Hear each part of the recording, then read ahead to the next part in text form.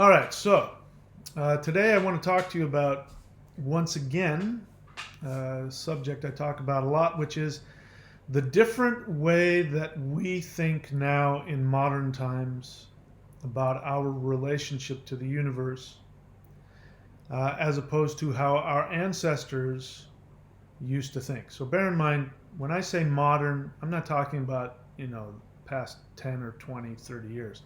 I'm talking about, you know, the past 2 millennia, depending on where your ancestors are from in Europe, anywhere from 1 to 2,000 years, there was this huge shift in thinking, which was um, which came about with the tool of Christianity, the tool of monotheism. And it was a tool. It was a tool, before, and this is true everywhere. This was true during the colonization of everywhere.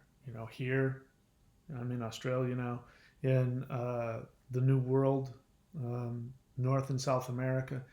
Before Europeans came in to dominate and conquer, the first people that showed up along with the army was the missionaries. The missionaries had a very important role. Their role was to change the thoughts, to change the assumptions of the indigenous people so that they could be more easily conquered. Now, that didn't work well. That model did not work well. I don't think it worked well here. It did not work well in North or South America, and that's because things were done very differently. We just showed up out of nowhere with this new idea and tried to shove it down people's throats while we tried to enslave them. It worked in Europe because for 400 years, the indigenous Northern Europeans, the polytheists, had already been fighting with the empirical mindset of Rome, and Rome had been making inroads into Northern Europe for 400 years and been enslaving and taking people captive and using them as mercenaries. And so it became necessary for the Northern European mindset, people to survive, to adopt the Roman imperial mindset, which later became Christianity. And so that worked. That's why it worked, because it took 400 years of disenfranchising people, killing them, torturing them, enslaving them, oppressing them, before they were willing to adopt that. We tried to do that when we went over to, when our ancestors, well, not you and I, but when our ancestors went over to lands that weren't theirs, they tried to do the same thing, and it doesn't work. It takes time to change people's mind, change their assumptions. So today I'm driving down the road on my way to my new favorite surf spot. I wanted to take a look at the waves and or take a walk on the beach. Waves weren't so good, so I took a walk on the beach. But as I'm driving past this church, and fundamentalist churches have those little sales pitch signs, to catch your attention, and they change the letters, like what I remember, drive-in movie theaters. Is there such a thing anymore? I used to drive past drive-in movie theaters, and they had those things. You change the name of the movie every few weeks or whatever. And so there was a little sales pitch on the side of this little Baptist church that said, "If you're down to nothing, God's up to something." It's a sales pitch. And it works because nowadays you have to have these sales pitches because people can adopt any religion they want. They're 50 years ago, 100 years ago, there was only one choice. You were either a Christian or you were a Jew. Either way, you were a monotheist and you worshiped Jehovah. So it's kind of the same club. And that was it. But nowadays, you have to have a sales pitch. And the sales pitch, it just got me thinking. When you're down to nothing, God's up to something. So in that sales pitch there, it is appealing to the people that are going to be most ready to adopt the sales pitch of Christianity. And bear in mind, fundamentalist Christianity is a sales pitch. If you go, you're going to listen to a sermon, and who knows what the sermon is going to be about. But at the end of that sermon, especially in a Baptist church, I can guarantee you, I haven't been in this Baptist church, but I can guarantee you it's exactly the same as the ones in the States. At the end of the sermon, there's going to be the call to come and convert. And there's going to be a sales pitch. And there will have been something in that sermon that will have tried to appeal to your feelings of victimhood. And it's a really great system, because if you are a victim, which is what, I'm talking about the Romans coming and creating this. If you want to create an empire, you need to have peons that you can control. You don't want independent thinkers, because independent thinkers are going to go do their own thing, and you don't want that. You want them to be part of the big machine so that the empire can, get rich off of your hard work and resources and things like that. And so Christianity is a really excellent tool for that. Modern they would have been much better off if they had been fundamentalist Christians, because it's a much better system. And so at some point in that sermon, there's going to be something about you being a sinner, you not having any power because you were born in sin. So you've got the guilt on top of it, because that means God is angry with you. You can't control your life. Of course your life is shitty because you don't have any power. You don't have God's power in you. You're sinful and you're confused and you're less than. And God is already angry at you, so maybe he's punishing you. And then they do this weird double speak, because first they'll tell you that you don't have any choice in the matter. You were born sinful because Adam and Eve decided they wanted to be enlightened, and that's a bad thing for some reason. And just simply because you were, the offspring of Adam and Eve, you're already cursed. God has cursed you. But then they turn around and say you have free will. So even though you can't help but sin and get God pissed off at you, even though you can't help that, you're going to still be held accountable for it. And so you're just totally fucked. Forgive my French. You're just totally screwed. And so at some point, bear in mind, you've got the sales pitch on the front of the church, which is targeting people who feel victimized. When you're down to nothing, God's up to something. It's so that you can go, really? You mean God is doing something? And I want to find out what that is. I want to find out a reason why my life is so bad. Because it's not my fault. Something else is happening to me.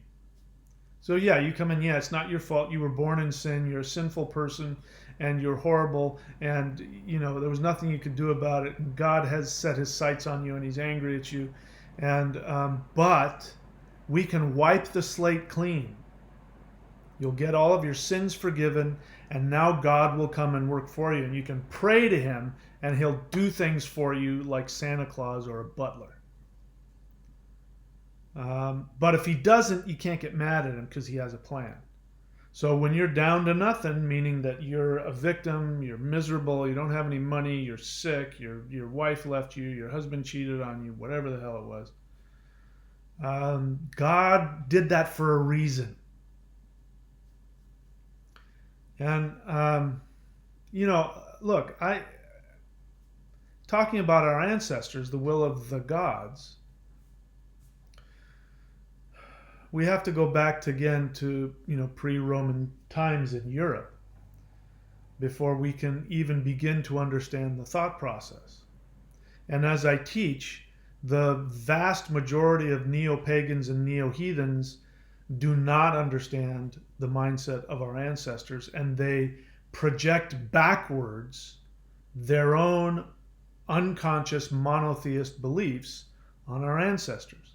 And I'll give you an example. I have some videos about Loki, and the things that I share about concerning Loki come from the lore, the mythology, which is the closest that our ancestors had to scripture. Um, and if you read the mythology with the understanding of what true polytheism and shamanism is, you see that Loki is indispensable, not only to the evolution of human beings, but to the gods and their power. For instance, Thor's hammer. If it weren't for Loki, Thor wouldn't have his hammer. If it weren't for Loki, Odin wouldn't have his 8-legged horse with which he uses to travel to all of the 9 worlds. So even that in itself, Loki plays an extremely important part. And so you have to be willing to look past his trickster exterior and look at what he does and what the effects of those things are. So I talk about that. And as does happen quite a lot, of course, I'm on a YouTube channel. People troll my channel. People, come on, they see just the title and respond to the title, and I'll say something snarky to them for, being lazy. Or they will watch the video and then, like this guy said, oh, I don't disagree. Loki is just a trickster, and he just likes to play pranks and cause chaos because he thinks it's funny. And I tore this guy a new one. And I said, where the hell do you get that? Show me in the mythology where that's the case. And he responded back, and I don't remember how many exchanges we had, but I tore him a new one.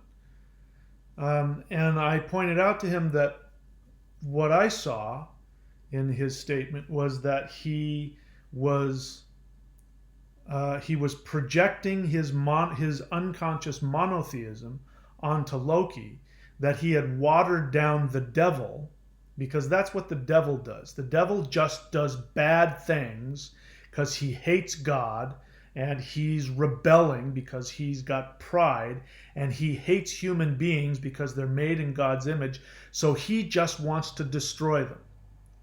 So he's watered that down. He doesn't believe in evil per se. He won't even commit to that. He just thinks that Loki just does these stupid things because he thinks it's funny and cute, and he's just a trickster, and he just likes to make chaos just because he thinks it's fun. And that offends me because, number one, I don't have any empathy for people who are ignorant and are proud of it, and I don't have any empathy for people who don't put the effort into even knowing what they believe. And so for him to say that is evidence that he hasn't read the mythology. And if he has, his brain is so programmed by monotheism, by Christianity, that even though he has consciously decided, I'm going to become this heathen and worship, the Germanic gods, that he has no clue. When he reads the really important stuff that talks about what Loki does and the effects that it has, that actually gives the gods their power and creates evolution in human beings and all of that, he misses all of that, and he only reads the superficial pranks. And then because he's part of, the nonsense of most modern neo-pagan, neo-heathen stuff, he's projecting the devil, but he's just watered it down. And so instead of calling him the devil who's evil, he's just silly and likes to do pranks just cuz. And that says to me that he doesn't even understand the concept of the gods. And there's just no profundity to the function of the gods. to say that. I remember I was watching a long time ago. I was just, I could go into the story. You can read, go up here to courses.thunderwizard.com and click on books, and you can read how I got into researching the gods of my ancestors. But a very famous guy, I won't mention him, one of the men who is almost single-handedly seen as the source of modern neo-heathenism, especially in the United States. And it was a video of him, to some society, and he was supposedly talking as an expert on the polytheist religion of the Germanic people. And he did the same thing, and he walked through very superficially the gods, and he started talking about Thor. And he started talking about how Thor was quick to anger, that he didn't think very much, that he was reactive, and he had a temper problem. I'm using my words, but that's basically what he was saying. That basically Thor was this bull in a china shop who didn't really think through anything and just reacted. Got angry, and he was a warrior and all that.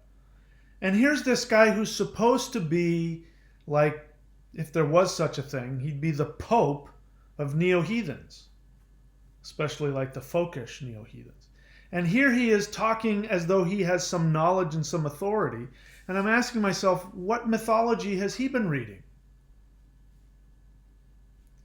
Because when you read, for instance, the myth, I forget the name of it, where Thor is talking with the All-Wise, the dwarf, the tale of All-Wise. And the tale is that All-Wise, the dwarf, has come into to Thor to get Thor's permission to marry Thor's daughter. And so Thor asks him all of these questions.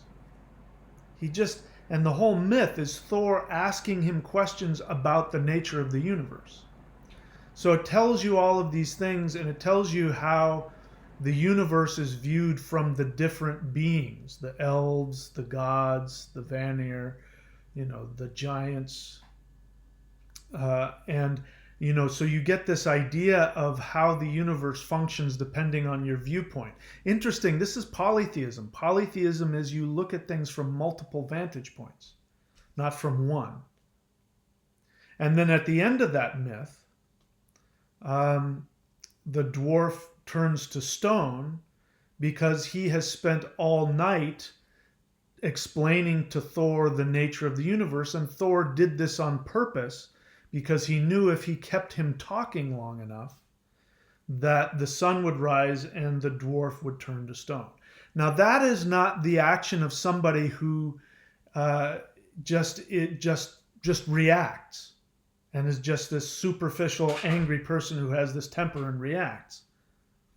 This is an the name of the dwarf was All-Wise, incredibly wise. And here Thor is wiser than he is. He's craftier than the dwarf, and he's patient. When the dwarf came in and said, I want to marry your daughter, Thor didn't just pick up his hammer and smash him. He spent all night talking with him and learning from him. And then because of his strategy, which takes patience and takes forethought and wisdom, he was able to, keep the dwarf. He didn't even have to confront him. He didn't have to, he didn't have to fight with him or argue him out of it. He just did what he did and appealed to the dwarf's ego and learned all kinds of stuff. And then the dwarf turned to stone and the problem was solved.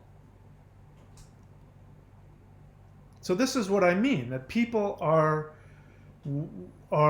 looking back on the gods and they are projecting backwards their monotheist, dualist, superficial, immature, childish view of the universe.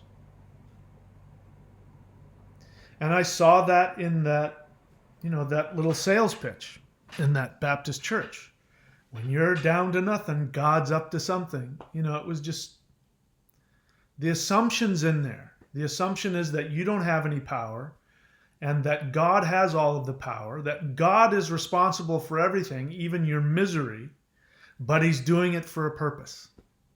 He's got a reason. And like I may have said, people go through all kinds of problems in their life and they don't analyze. They don't stop to analyze what their part in their life is, and instead they want to spiritualize it. Well, I think all those things happened, and I married that abusive guy and let him beat me up for 10 years. And I think God wanted me to experience that so that I could. That's not how our ancestors saw the universe.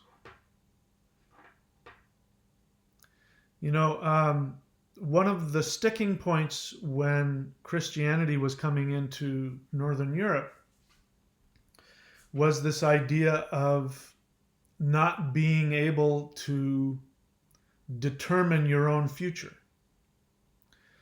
So the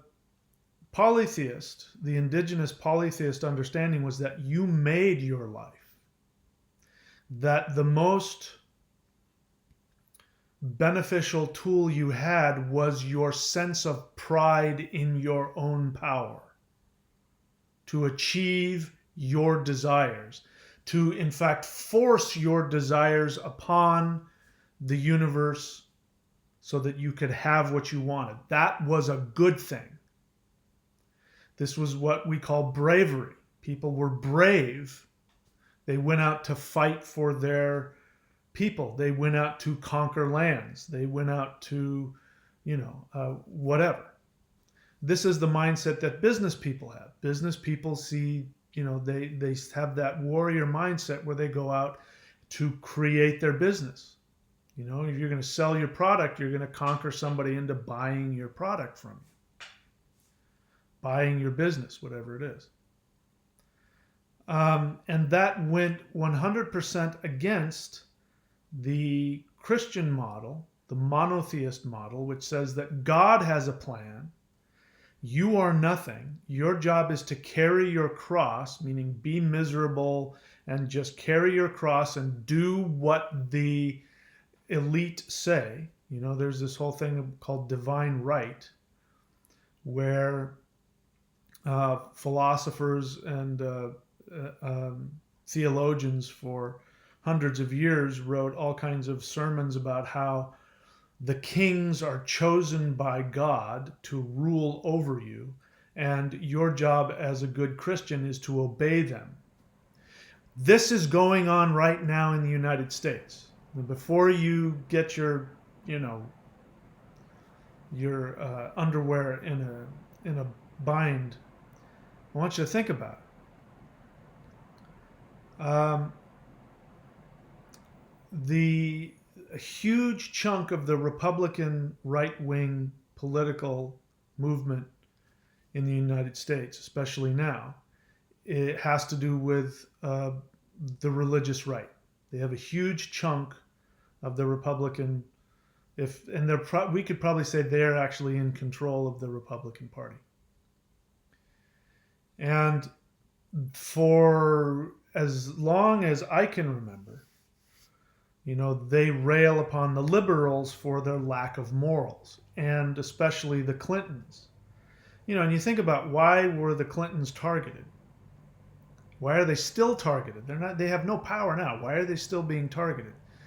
Because Bill Clinton came in and against what the Republican agenda was, he said we have to balance the budget.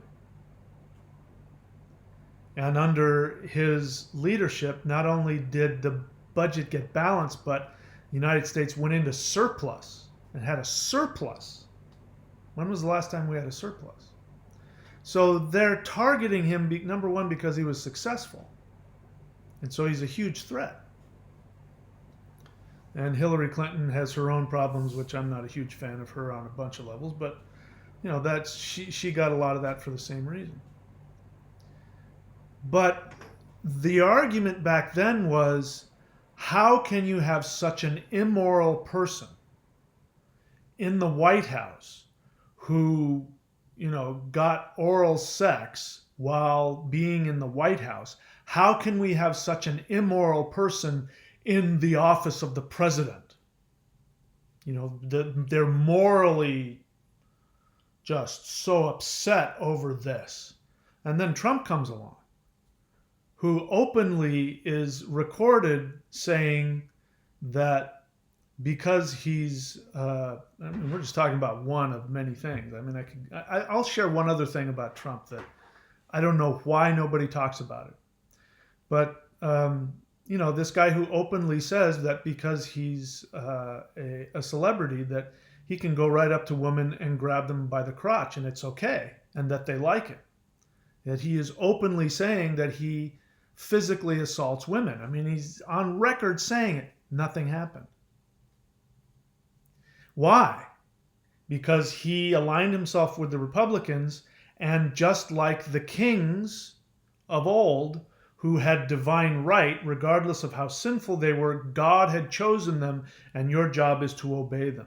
And when you confront Christians or people, and you confront them on Trump's, let's say, his lack of knowledge and or his lying, his outright deceit, they'll say, yeah, but he's lying for a good cause. I mean, they'll say things like that. Or they'll say, yeah, he's not perfect, but God can use him. This is the mindset. And I'm telling you, that's the exact same mindset that was used by those people back in the 13, 14, 15, 16, 1700s who were saying, God has chosen those kings to rule over you, and your job is to knuckle under and do what they say, because that is God's appointed, chosen person. There's another thing that Trump did, and I'm willing to bet, I'm almost 100% sure that none of you listening have heard of this, because I haven't heard anybody talk about it.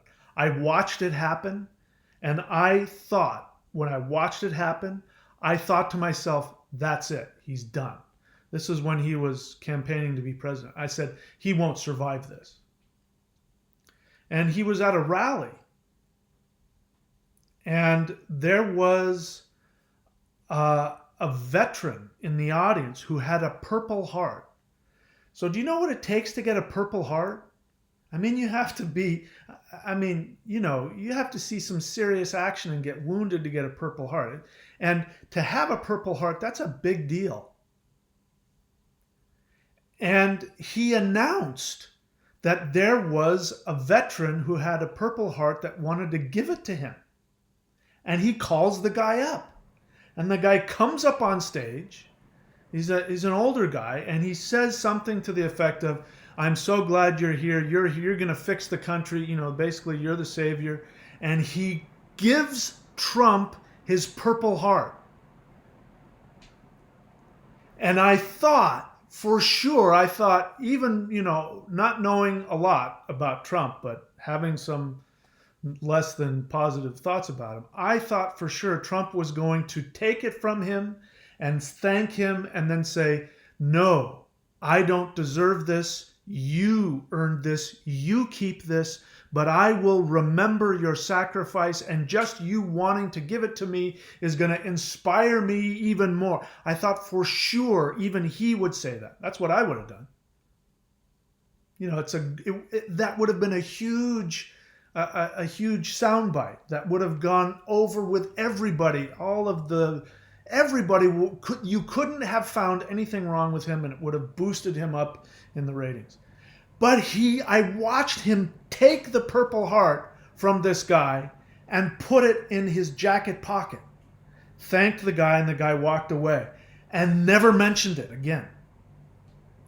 And it was never brought up. And I still, to this day, I don't know how all of a sudden that wasn't a meme, and why there weren't, the newscasters weren't going, how could he do that? How could he take a Purple Heart from a veteran? How could he possibly do that? What has he done with that Purple Heart? Has he taken, is that on his mantelpiece like he's earned it? He hasn't fought in any wars. I mean, I'm not saying that people has to. I haven't fought in any wars. But I sure as hell wouldn't take somebody's Purple Heart and put it on my mantelpiece. I sure as hell wouldn't let somebody give me their Purple Heart and put it in my pocket. What are you going to go to the pawn shop and pawn it later? Anyway, I had to bring that up because, again, I don't know why. I don't know why nobody's mentioned that. But it wouldn't matter because, as I said, people don't care because they're looking for God's appointed leader. And I haven't said anything else about Trump in this, but that, I want to address that mindset. And that's that same mindset that is in that sales pitch that says, when you're down to nothing, God's up to something. Meaning, sit on your ass, don't do anything, you're a victim. Yeah, you're going through crap. God is doing it to you. He's putting you through this because, he can do whatever he wants. You're sinful, and if he wanted to, he can punish you. He can do that. And then at the last minute decide to free you and then let you go to heaven. He can do all that stuff, but he's up to something, and you're going through all this crap because, there's something better coming and you don't know what God's plan is.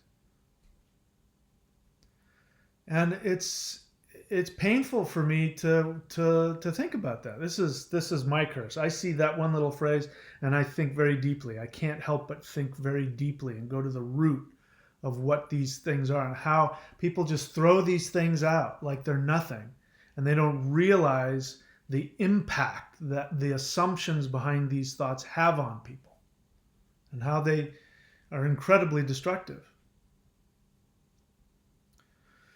So the point is that our ancestors believed in what the Christians would call pride and ego, and these things are necessary, because if you don't have pride and belief in yourself, in your own soul, in your own power, how can you possibly create the life that you want? How can you possibly do it?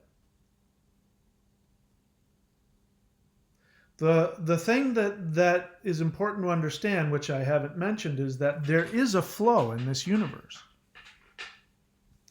And it is effortless. When you get to a certain stage, there is an effortless flow where you can simply decide what it is that you want and you will have it. I have now, I have had very specific desires of what I wanted in my life. Very specific. And, as you know, my main goal in life is surfing. It's my main goal in life. And everything I do is based around being able to surf and have good surf. I know exactly the kind of surf that I want. And, there's good surf in California. There's just a lot of people. It's very, it's hit and miss. California, even sometimes you get waves, there's no guarantee the waves are going to be any good. Because, the tide is right, or it's not coming from the right direction, or the whatever. So I wanted some place that had good, consistent surf. I also wanted a place that had warm water. I also wanted a place that had lots of nature around it. I also wanted a place that had good, consistent surf with little or no crowds. That is not a very easy thing to do. And I wanted to live in a first world country and be able to go to the supermarket and have internet and do all the things that I had in California. You can go to Hawaii, tons of people, California. You can go here in Australia. There's all kinds of places in Australia too. There's no shortage of incredible surfing here. But a lot of them are in urban areas and there's a lot of people. And I don't want to surf with a lot of people.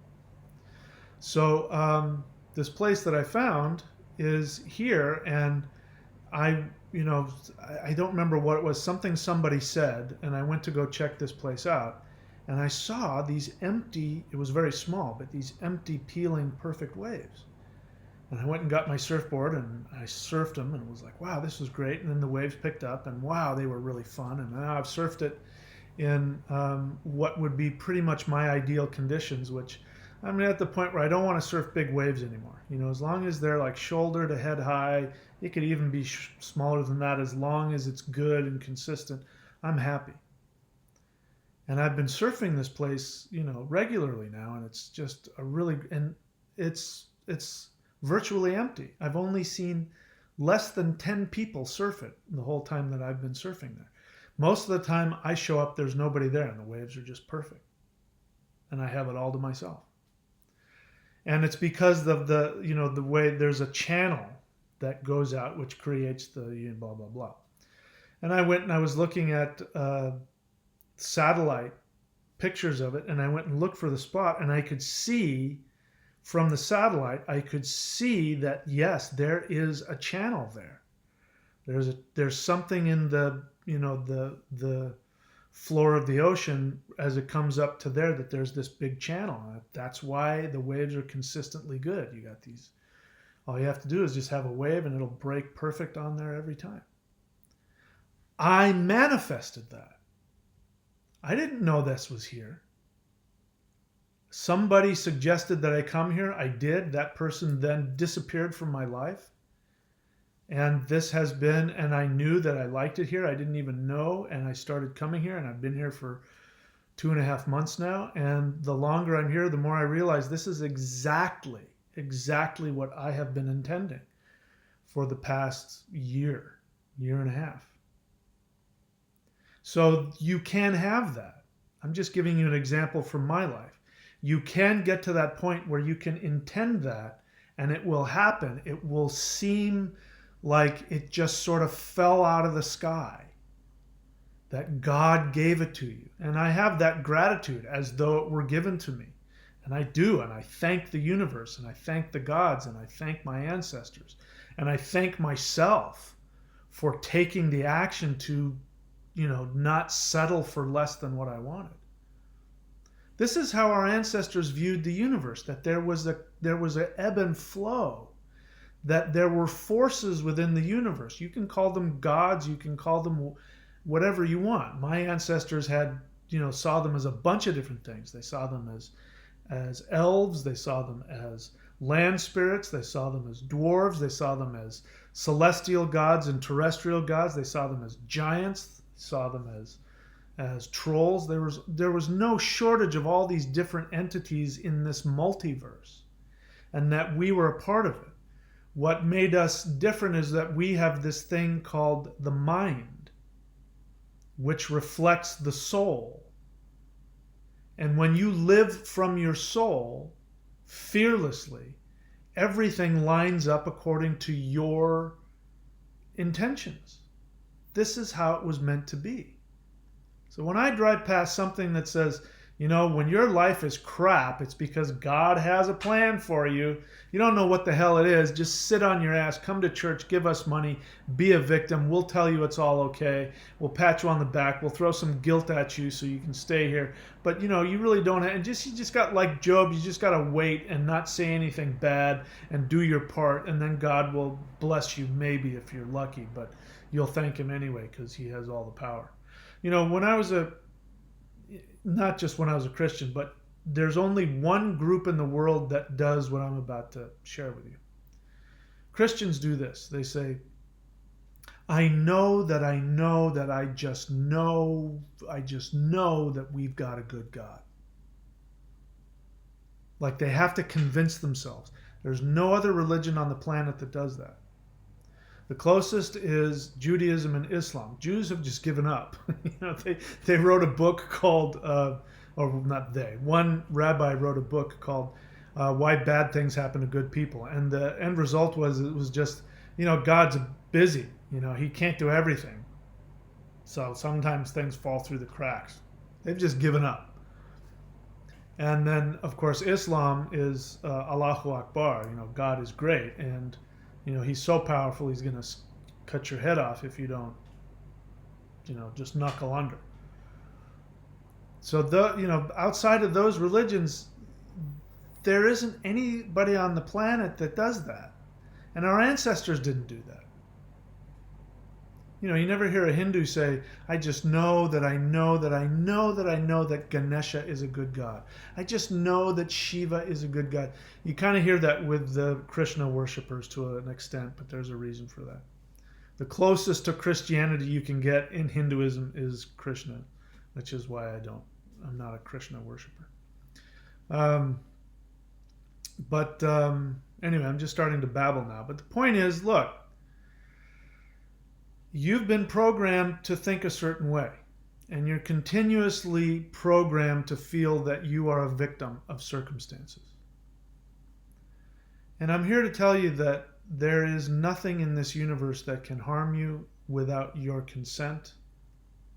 If you have gone through challenges, no matter how tough they've been, you were beaten as a kid, whatever horrible things happened to you, I acknowledge that those things happen.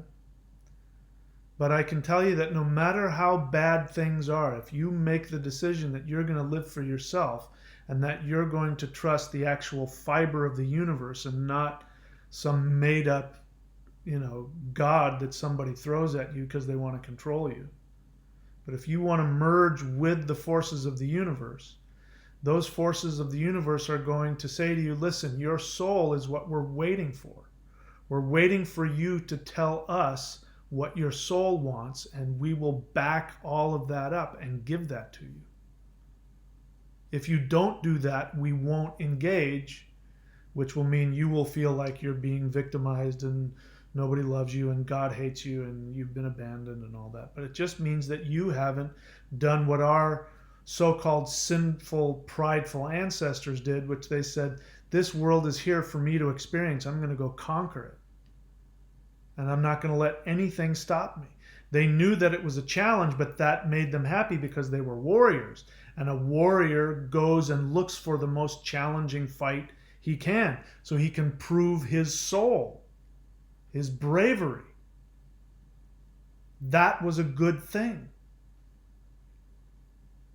Okay? All right. So I babbled a lot, and I'm done now. So if you want to know what the hell it is I'm talking about, go up here to neo.thunderwizard.com. Those 4 tools, if you follow what's in those 4 tools, take those courses, do exactly what I tell you, I can guarantee you that things will change. I guarantee you that. I can't tell you what's going to happen, but things will change. More than likely, if you follow my directions to the letter and don't give up, you will be able to start moving and having what I have. There's nothing unique about me. There's no shortage of people that do what I do. They just don't talk about it. I talk about it because I've been where you are. If life is challenging for you, I've been there. And I know how to change my viewpoint and my interaction with the universe so that I can intend exactly what I want. And I know sometimes it takes a little longer than others, but when it shows up and I stop and I go, I did this. I remember I've been saying this and this and this and this, and I have exactly that. Courses.thunderwizard.com if you want to see all my books, all of my services, all of my DVDs, all of my everything, go there. Subscribe, hit the bell button. All right, that's it. Talk to you guys later.